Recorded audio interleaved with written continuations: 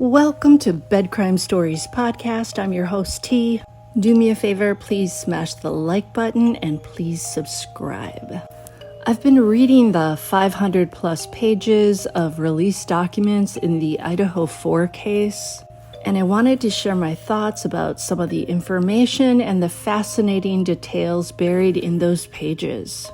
Through the many interviews the Moscow police conducted during their investigation, you get a more vivid idea of who Xana Kernodle, Kaylee Gonsalves, Ethan Chapin, and Madison Mogen were.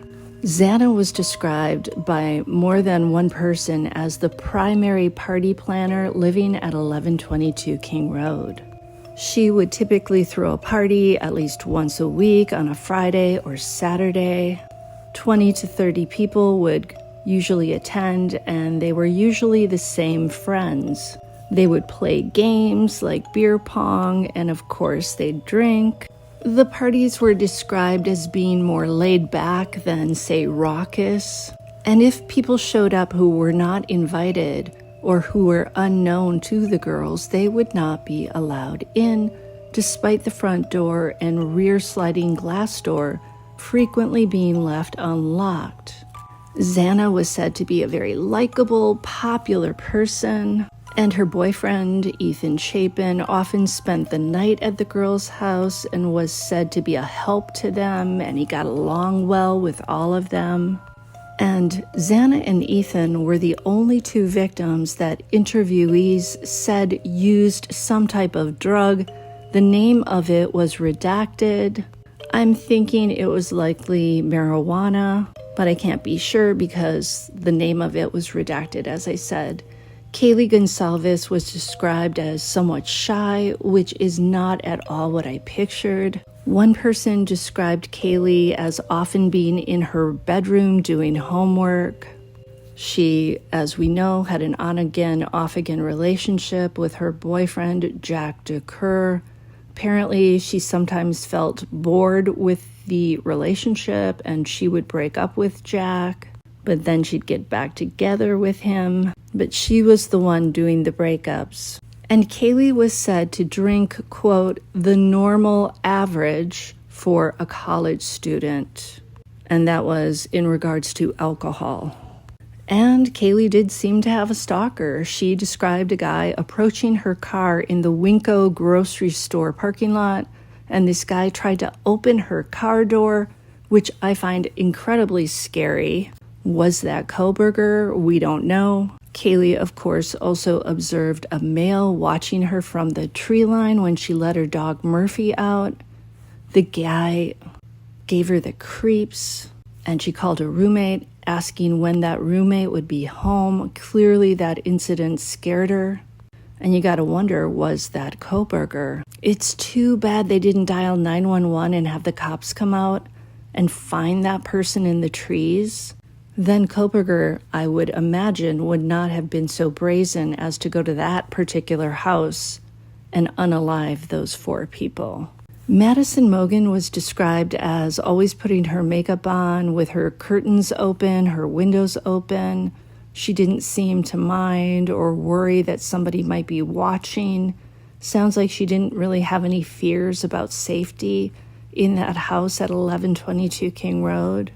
But there was another former roommate who used to live there but who opted not to move back in, and she told the police that she had concerns about security there. She didn't like it that the backsliding door could be jiggled open. Security there definitely worried her. She said she always made sure that her bedroom door was locked.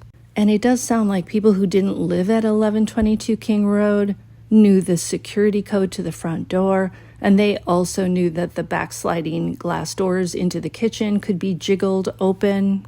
And it's so tragic because this group of young people lived life without fear. They never could have imagined that somebody like a Bryan Kohberger was watching them, somebody who was capable of such violence. It sounds like the girls' beverages of choice were something called White Claws and wine. White Claw is a hard seltzer, I guess. What's really upsetting in these pages are the many strange incidents that happened in the neighborhood near the girl's house. For example, one neighbor described a happening at a residence said to be directly below 1122 King Road. One time, this girl and her roommates came out to the kitchen and found a clean, dirty magnet on the dishwasher changed to read, quote, F off Jeff, end quote. And there was a knife next to it bent in half. None of the occupants had any idea who Jeff was. So could that have been Kohberger going inside, seeing an opportunity to enter a home and freak the inhabitants out, the females? I don't think he would have dared to go into an apartment where all the residents were male, being the wuss that he is.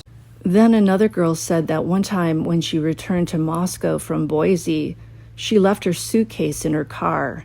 And when she came back to the car in the morning, somebody had moved her personal items from the front of the car, things like lip gloss and other things, and placed them in the suitcase. And get this, her suitcase was removed from the vehicle and left in the middle of the cul-de-sac, and her underwear was missing from her suitcase. Knowing that Bryan Kohberger traveled to the neighborhood at least 23 times in 2022, you have to wonder if these were his antics, burglarizing females' belongings, trying to freak them out, trying to scare them, stealing underwear as sick trophies. You know, the IDs of 2 women were found among Kohberger's belongings when agents raided his family home in Pennsylvania and arrested him. And of course, there was also the story about the fellow teaching assistant at Washington State University who had her home broken into, and whoever went in there moved some items around. She ended up asking Kohberger if he would help with security cameras, and he said sure. And then it sounds like he had them set up so that he could watch her doing certain things. You gotta wonder, was that Bryan Kohberger getting his rocks off, scaring women?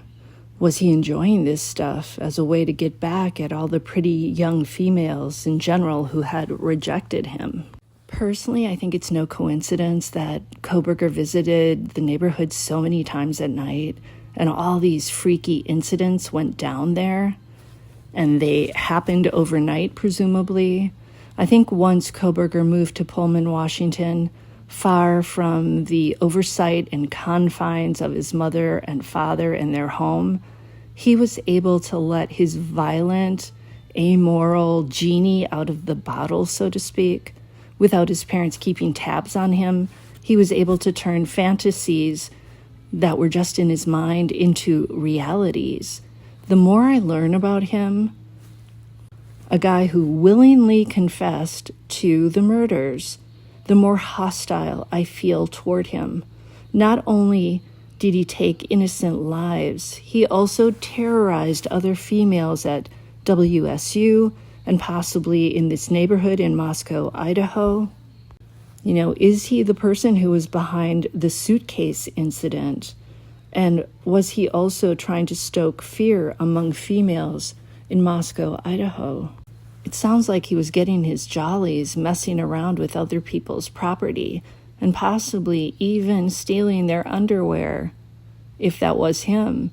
He clearly has no sense of right from wrong, no qualms about breaking and entering other people's homes.